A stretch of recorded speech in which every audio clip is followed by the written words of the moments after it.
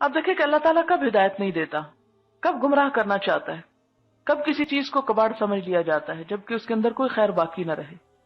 جب تک کسی کے اندر تھوڑی سی بھی خیر ہے اور وہ اسے استعمال کرنا چاہتا ہے، اللہ تعالیٰ اس کے لیے اور خیر کے دروازے کھول دیتا ہے۔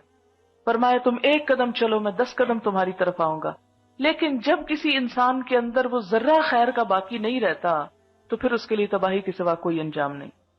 مثلا آپ دیکھیں کہ ایک جوس کا ڈبہ بظاہر بہت خوبصورت، بہت کلرفل، لیکن آپ دیکھ رہے ہیں کہ کوئی شخص اس کو بن میں پھینک رہا ہے۔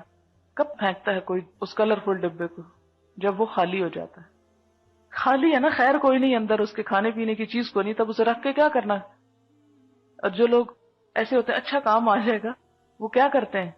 اتنا کباڑ خانہ گھر میں جمع کر لیتے ہیں کہ جس کے ہاتھوں خود مجبور ہو جاتے ہیں، پھر ان کے گھر صفائی نظر نہیں آتی۔ اب آپ دیکھیں کہ ایسے ہی کباڑ خانے جمع کر کر کے اللہ تعالیٰ کو کیا کرنا تھا دنیا بھر کے ایسے ہی سرکش لوگوں سے؟ لہذا اللہ تعالیٰ نے بھی کیا کیا، جب ان کے اندر آخری قطرہ بھی خیر کا نکل گیا تو ان سے ہدایت کی توفیق چھین لی۔ یہ شروع میں نہیں ہوا، یہ آخری موڑ پہ آ کے ہوا، اور پھر انہیں اس خالی ڈبے کی طرح بن میں ہی پھینکا جانا تھا۔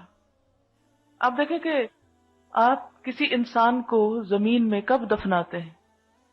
جب اس کی روح نکل جاتی، مر جاتا ہے وہ، ہے نا؟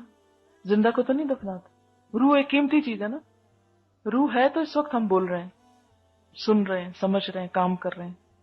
تو جب یہ قیمتی ترین جوہر نکل جاتا ہے تو انسان مٹی کا ڈھیر بن جاتا ہے، پھر اس کو قبر میں دفن کر دیا جاتا ہے۔ کیوں نہیں رکھتے اس کو سجا کے باہر؟